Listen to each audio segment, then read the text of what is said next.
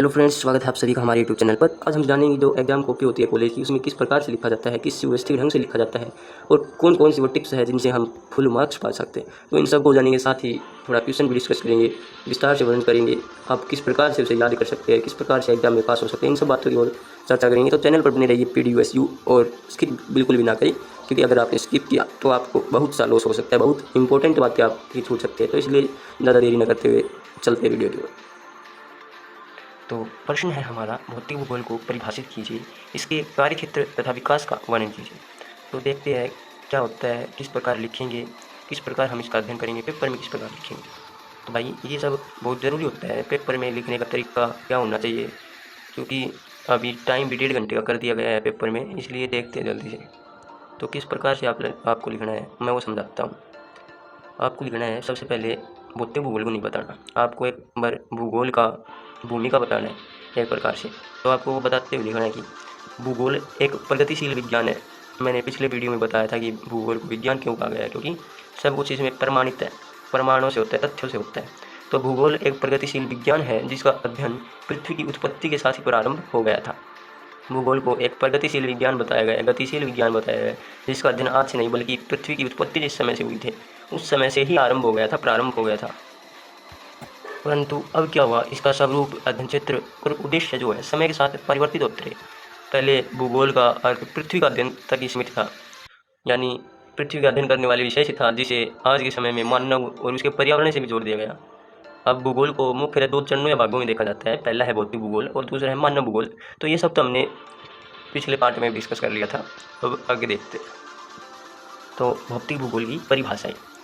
भौतिक भूगोल की परिभाषाएं अनेक विद्वान हुए और उन्होंने अपनी अलग अलग परिभाषा दी, यानी भूगोल को अलग अलग प्रकार से डिफाइन किया।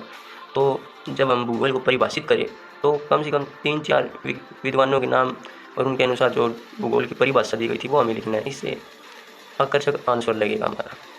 तो सबसे पहले हम आर्थर होमस के अनुसार देखते हैं, उन्होंने क्या कहा। तो आर्थर होमस के अनुसार भौतिक पर्यावरण का अध्ययन ही भौतिक भूगोल है, यानी जो हमारा भौतिक पर्यावरण है, हमारे मनुष्य के चारों ओर का आवरण ही पर्यावरण कहलाता है। यानी भौतिक पर्यावरण का जो अध्ययन है हम उसको भौतिक भूगोल कह सकते हैं, जो कि ग्लोब के धरातलीय उच्चावचन, सागर और महासागरों तथा वायु के विवरणों का ज्ञान कराता है। यानी जो धरातलीय उच्चावचन मतलब यानी जो भू आकृति विज्ञान है उसके संदर्भ में धरातलीय उच्चावचन लिया जाए, भू आकृतिक, और सागर और महासागरों तथा वायु के विवरण का ये हमें ज्ञान कराता है। तो ये डिफाइन किया था आर्थर होमस ने, जो एक महत्वपूर्ण परिभाषा है। यदि हम इस प्रकार से लिखेंगे तो एग्जामिनर के ऊपर ये इम्प्रेशन जमाएगा, आकर्षक करेगा, वो पढ़ने को थोड़ा मजबूर हो जाएगा और आपको अच्छे नंबर दे देगा। तो जो दूसरे विद्वान थे वो थे सर टेलर। तो उन्होंने क्या कहा था कि भौतिक भूगोल सामान्य रूप से कई भूविज्ञानों का, यानी यह भौतिक भूगोल सामान्य रूप से कई भूविज्ञानों का अध्ययन एवं समन्वय है। यानी हम जब भौतिक भूगोल की प्रकृति पढ़ेंगे तो उसमें देखेंगे भौतिक भूगोल की टाइप जो भूविज्ञानों से संबंधित है, यानी जीव विज्ञान हो गया, भूविज्ञान हो गया, खगोलीय विज्ञान हो गया। तो ये सब भूविज्ञान से संबंधित है, इसका अध्ययन और एक समन्वय है जो मनुष्य के पर्यावरण पर सामान्य प्रकाश डालता है। यानी यह मनुष्य के पर्यावरण पर सामान्य प्रकाश डालता है, उसका अध्ययन करता है, यही भौतिक भूगोल है। अब एक प्रसिद्ध, इन सबसे प्रसिद्ध विद्वान हुए दो, टोर एवं वान एल गिलन। तो उनके अनुसार क्या था वो और देख लेते हैं। तो उनके अनुसार था कि भौतिक भूगोल पृथ्वी के भौतिक तत्वों, यानी जो भौतिक भूगोल है वह हमारी पृथ्वी के भौतिक तत्व है, वायु, जल, आकाश, इन सब का अध्ययन तथा मनुष्य पर होने वाले उनके प्रभाव का अध्ययन कराता है, तथा उन सबसे भौतिक तत्वों से मनुष्य पर क्या प्रभाव पड़ता है, क्या इफेक्ट उन पर उस मनुष्य पर पड़ता है, उसका अध्ययन कराता है भौतिक भूगोल। अब एक और विद्वान हुए हैं फिलिप, वैसे कोई भी, लेकिन आपको कम से कम 3-4 तो बतानी है परिभाषाएं, इससे आपको अच्छे नंबर मिल जाएंगे। तो फिलिप लेक के अनुसार क्या था भौतिक भूगोल। तो भूगोल वह ज्ञान, वृद्ध ज्ञान रूपी वृक्ष है जिसकी जड़ें भौतिक मिट्टी में स्थित है। यानी आपसे MCQ में भी पूछ लेगा कि भौतिक भूगोल को वृद्ध ज्ञान रूपी वृक्ष की संज्ञा किसने दी, तो आपको बताना होगा फिलिप लेक। तो इन्होंने क्या कहा कि वह वृद्ध ज्ञान रूपी वृक्ष है जिसकी जड़ें भौतिक मिट्टी में स्थित है तथा इसकी शाखाएं मानवीय क्रियाओं का अध्ययन कराती है। यानी ये जितने भी विद्वान हुए हैं सबकी लगभग कुल मिलाकर मिलती जुलती सी परिभाषा है, कुछ खास तो है नहीं। यानी सब में एक ही बातें बताई गई कि जो भौतिक तत्व है, भूविज्ञान है, भौतिक भूगोल, भौतिक पर्यावरण, तो उनका मनुष्य पर क्या प्रभाव होता है। तो अब इन सब के बाद में आपको एक अपनी तरफ से निष्कर्ष देना है कि हम क्या मानते हैं भौतिक भूगोल को, तो वो और भी अच्छा इंप्रेशन जमा देगा। तो वो निष्कर्ष और देख लेते हैं।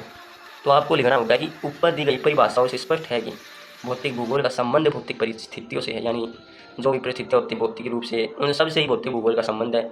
यह स्थल, जल एवं वायुमंडल के संबंधों एवं उन संबंधों के प्राकृतिक परिणामों का अध्ययन करता है। तो इस टाइप से आप कुछ भी दे सकते हैं, ज़रूरी नहीं कि यही दे, क्योंकि जो भूगोल है उसको रटने की आवश्यकता नहीं होती, बस समझने की जरूरत होती है। बस आपको जो विद्वान है उनके द्वारा जो दी गई ना वो रटना पड़ेगा।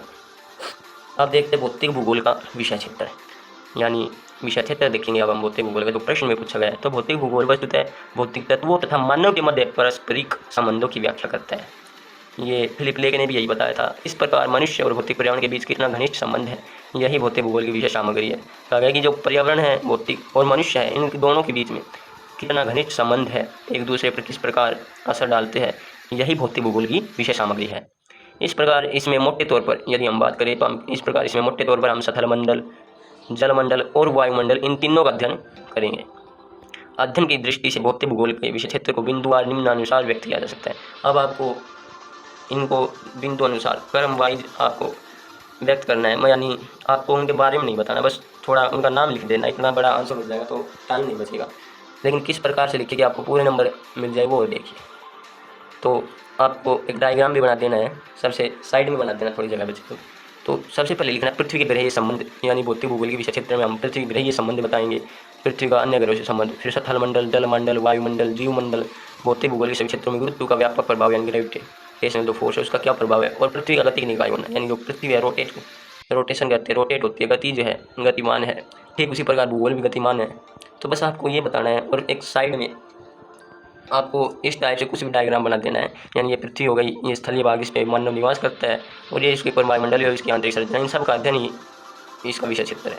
तो एग्जामिनर समझ जाएगा, इंप्रेस होगा आपसे कि आपने डायग्राम भी बनाए। ये सब कुछ नंबर्स में आपकी मदद करते हैं, इससे आप गहरा प्रभाव जमा पाएंगे जो पेपर आपका चेक करेगा उस पर। तो अब आपको आना है भौतिक भूगोल की प्रवृत्ति, यानी भौतिक भूगोल की प्रकृति क्या है। तो जो भूगोल है उसका अध्ययन 19वीं सदी से, यानी वैसे तो मैंने पहले ही बताया कि पृथ्वी की उत्पत्ति के साथ ही शुरू हो गया था, लेकिन जब भूगोल का अध्ययन शुरू हुआ तो उसको मात्र पृथ्वी के धरातल तक ही सीमित रखा गया। उसकी परिधि और अध्ययन क्षेत्र में स्थल ही शामिल था बस, यानी उस समय जो विद्वान हुए हैं ब्रुन्स के अनुसार धरातल के ऊपर एवं वायुमंडल के निचले भाग में ही वनस्पति, प्राणी एवं मानव जगत की सभी परिघटनाएं केंद्रित होती है। उनको लगता था कि जो जितनी भी घटनाएं है, परिघटनाएं है मानव जगत की, वनस्पति, प्राणी, इन सब की, वो केवल दो जगह पर ही होती है, धरातल के ऊपर एवं वायुमंडल के निचले भाग, यानी वायुमंडल के निचले भाग यानी स्थलीय भाग पर, और धरातल के ऊपरी भाग यानी वायुमंडल में घटित होती है। उनके अनुसार बस भौतिक भूगोल यही तक सीमित था। लेकिन जैसे जैसे समय बीता विद्वानों ने भूगोल को मानव के निवास स्थान के अध्ययन की भी संज्ञा दे दी, यानी मानव से भी जोड़कर देखा जाने लगा। भूगोल के दो प्रमुख आधार स्तंभ प्राकृतिक वातावरण एवं मानव है। वातावरण के तत्व मानव को प्रभावित करते हैं, और पृथ्वी एवं मानव दोनों ही गतिमान और प्रगतिशील हैं। अब लोबेक एक विद्वान हुए, उनके अनुसार जीव और उसके भौतिक वातावरण के संबंधों का अध्ययन ही भूगोल की विषय वस्तु है। यानी आपको भूगोल की विषय वस्तु को परिभाषित करते हुए, उसकी प्रकृति को परिभाषित करते हुए लिखना है कि लोगों के अनुसार जीव और उसके भौतिक वातावरण के संबंधों का अध्ययन ही भौतिक भूगोल की विषय वस्तु है, तथा भौतिक वातावरण का अध्ययन भौतिक भूगोल है। वैसे तो ये सब हमने पीछे डिस्कस कर लिया, लेकिन फिर भी आपको एक लिख देनी है। फिर वही पॉइंट लिखने हैं आपको। भौतिक भूगोल विज्ञान सम्मत विषय है जिसमें निम्न विद्वानों का अध्ययन शामिल, विज्ञानों का अध्ययन शामिल है। मैंने आपको बताया था ना, जो भूविज्ञान आया था, भूगोल में किस किस प्रकार के विज्ञानों का अध्ययन शामिल है वो आपको लिख देना है बस, सिंपली कुछ नहीं करना। तो इसमें भूगणित हो गया, खगोल विज्ञान हो गया, अंतरिक्ष विज्ञान हो गया, समुद्र विज्ञान हो गया, भूविज्ञान हो गया, और जीव विज्ञान हो गया।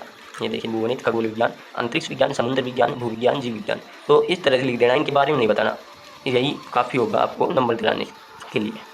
तो आधुनिक भूगोल मनुष्य के भौतिक जैविक वातावरण का अध्ययन करता है। एक भौतिक विज्ञान के रूप में भौतिक भूगोल प्राकृतिक तत्वों एवं परक्रमों, स्वरूप एवं वितरण को वैज्ञानिक प्रमाणों एवं तर्कों के आधार पर प्रस्तुत करता है। यानी हमने भूगोल को विज्ञान की संज्ञा इसीलिए दी क्योंकि यह सभी को वैज्ञानिक प्रमाणों एवं तर्कों के आधार पर प्रस्तुत करता है। अब आपको सिंपली कुछ नहीं है, लास्ट पॉइंट है भौतिक भूगोल का विकास। तो अब आपको लिखना है कि भौतिक भूगोल के विकास के प्रमुख चरण निम्न प्रकार से है। यानी किन किन चरणों में भौतिक भूगोल का विकास हुआ, कब से शुरू हो गया था। तो मैंने बताया था कि विकास तो पृथ्वी की उत्पत्ति के समय हो गया था, लेकिन फिर भी किस प्रकार से लिखे, शब्दावली आपकी क्या होनी चाहिए वो देख लेते हैं। तो सबसे पहले आपको प्रथम चरण लिखना है, जिसमें ब्रैकेट में प्रथम शताब्दी से पहले तक, यानी पहली शताब्दी से पहले तक ये समझा था भौतिक भूगोल का विकास किस प्रकार से। तो अप्रत्यक्ष रूप से भौतिक भूगोल का विकास प्रारंभिक प्राचीन काल से ही शुरू हो गया था, लेकिन उस समय जो अध्ययन करते थे वे भूगोल का जो करते थे ना अध्ययन, तो वे लेखक, विद्वान, भूगोल वक्ता न होकर इतिहासकार थे। यानी राजा महाराजाओं का समय था, उस समय कोई भूगोल वक्ता नहीं होता था, विद्वान नहीं होता था, केवल इतिहासकार होते थे जो बताते थे इनके बारे में। अब उनमें से एक दो विद्वानों के आपको नाम बता देने हैं, उन्होंने क्या कहा वो बता देना है। तो उस समय एक यूनानी इतिहासकार हुए हेरोडोटस, जो मिस्र का दौरा किया था उन्होंने और वहाँ की नदियों को देखकर कहा कि मिस्र नील नदी की देन है, यानी कुछ ना कुछ तो कहा ही था भूगोल के बारे में कि भाई मिस्र जो है नील नदी की देन है। दूसरा अरस्तु बता देना है, जो अपने समय का सुप्रसिद्ध यूनानी दार्शनिक था। तो इसने अपने विचारों में बताया कि नदियों की जो उत्पत्ति होती है ना वो जल स्रोतों से होती है, और प्रथम बार इसी के द्वारा बताया गया कि भूपृष्ठ पर जल और थल स्थायी नहीं रही है। यानी इसने कहा कि जहाँ आज थल है वहाँ कभी सागर रहा होगा, और जहाँ थल है वहाँ कभी मरुस्थल भी रहा होगा, यानी उपजाऊ जगह पर भी मरुस्थल ही रही होगी, इस प्रकार से बताया था। और इसी प्रकार से अनेक विद्वान हुए हैं जिन्होंने भौतिक भूगोल के बारे में जानकारी दी। फिर आपको द्वितीय चरण बताना है, प्रथम से 14वीं शताब्दी तक लगभग 14 वर्षों का समय जो है यह अंधयुग के नाम से जाना जाता था। इस समय अरब के अविसेना ने भौतिक भूगोल के विकास में योगदान दिया और पृथ्वी की पर्वतों की उत्पत्ति के बारे में बताया। यानी इस अंध युग के समय में अविसेना हुई है, अरब के अविसेना, यानी ये भी एक दार्शनिक हुई है जिन्होंने पर्वतों की उत्पत्ति के आधार पर बताया। फिर तृतीय चरण 15वीं शताब्दी से 17वीं शताब्दी तक, इस समय लोगों में प्रलयवाद की विचारधारा प्रचलित थी। प्रलयवाद की विचारधारा क्या थी कि वे मानते थे कि पृथ्वी की उम्र लगभग कुछ 100 साल की है, जो भूपृष्ठ है, यानी इस पर जो ये भूपृष्ठ है यह कुछ ही समय से आकस्मिक रूप से बनी है। किस प्रकार से बन गई पता नहीं, बस आकस्मिक रूप से बन गई है कुछ 100 सालों में ही। फिर जो चौथा चरण था वो था 18वीं शताब्दी। तो इस समय प्रलयवादी की जो विचारधारा थी उसकी आलोचना की जाने लगी, उसको गलत बताने जाने लगा। उस समय के लोग मानने जाने लगा कि स्थलाकृति के रूप में अंतर उत्पन्न होने में तो कुछ वर्ष नहीं बल्कि लाखों वर्ष लग जाते हैं। यानी जो स्थलाकृति है उसका रूप में, उसका स्वरूप में जो अंतर उत्पन्न होता है उसमें कुछ वर्ष ना लगी, कुछ वर्ष नहीं लगते बल्कि कुछ लाखों साल लग जाते हैं। तो भाई ये बात सही कैसे हो सकती है? प्रलयवादी की जो विचारधारा है उसको गलत बताया गया। फिर पाँचवें चरण में आपको कुछ नहीं 19वीं शताब्दी यानी आधुनिक युग के बारे में बताना है। तो ये तो बेहद सरल है, इसमें क्या बताना है कि इस युग में दो विचारधाराएं प्रचलित थी, यानी दो महाशक्तियाँ थी इस समय, इसीलिए ये दो विचारधाराएं प्रचलित हुई। एक यूरोपियन विचारधारा थी और एक अमेरिकन। तो यूरोपियन में आपको क्या बताना है कि यूरोप के विद्वानों द्वारा प्रादेशिक रूप से यूरोप के विभिन्न क्षेत्रों में न केवल नदियों के कार्य बल्कि सागरीय जल के कार्य की ओर भी ध्यान दिया गया। इससे भौतिक भूगोल के विकास में सहायता मिली, यानी उनके सागरीय जल, नदियाँ, उनका कार्य क्षेत्र, उनकी तरफ ध्यान दिया गया। और अमेरिकन विचारधारा ये इसने सर्वाधिक योगदान दिया है। तो इसमें क्या बताया गया है कि 19वीं शताब्दी के अंतिम भाग तथा 20वीं शताब्दी के प्रारंभ में भौतिक भूगोल के विकास में अमेरिकी विद्वानों द्वारा सर्वाधिक योगदान दिया गया। उन्होंने मृदा अपरदन, उसके आधार पर नदी भार, नदी आयतन, अपरदन चक्र, भौगोलिक चक्र आदि विचार दिए। यानी पहली बार अमेरिकन विचारधारा के कारण ही लोगों को मृदा अपरदन, अपरदन चक्र, भौगोलिक चक्र, नदी आयतन आदि इन सबसे अवगत होना पड़ा। तो सबसे अधिक सर्वाधिक योगदान अमेरिकन विचारधारा का ही माना जाता है। तो इस प्रकार से आपको लिखना है जिससे इंप्रेशन जमे एग्जामिनर के ऊपर जो आपका पेपर चेक करे। और जल्दी जल्दी लिखने की कोशिश करना, सुंदर लिखने की कोशिश करना, क्योंकि टाइम का अभाव होगा। पहले टाइम ज़्यादा था, अब 1.5 घंटे का कर दिया गया है। केवल एक नहीं 3 क्वेश्चन आपको, 3, 4, 5 क्वेश्चन आपको लिखने पड़ेंगे बड़े बड़े, और कम से कम 3 पेज के तो 2.5-3 पेज के तो मान कर ही चलो। तो किस प्रकार से लिखना है वो बता दिया गया। अब एक बार फिर से दिखा देता हूँ स्लाइड शो करके किस प्रकार से आपको लिखना है। कम से कम 3-4 तो लिखना ही पेज है, क्योंकि 15 नंबर का क्वेश्चन आएगा, तो 15 नंबर के लिए कम से कम 3-4 पेज तो होने ही चाहिए। तो देखिए ये मैं शुरू कर देता हूँ।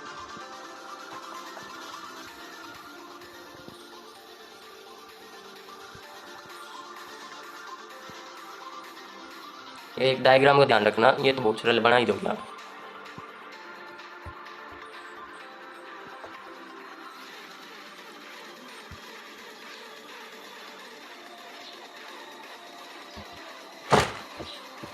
वैसे ये ज़रूरी तो है नहीं कि आप मैंने जो बताया ना वो ही लिखे, आपको इसमें से जो चीज़ें अच्छी लगी, जो लाइनें आपको इसमें से अच्छी लगी वो आप उठाकर अपने एग्ज़ाम में लिख सकते हैं। बस कम से कम 3-4 पेज लिखने की कोशिश करना, इतना ही कहना चाहूँगा मैं। अब अगला वीडियो भी होगा भूगोल पर ही, जिसमें नेक्स्ट क्वेश्चन देखेंगे इंपॉर्टेंट, जो लगभग 99 100% आ सकता है, वो देखेंगे। धन्यवाद, thanks for watching, please like, share and subscribe.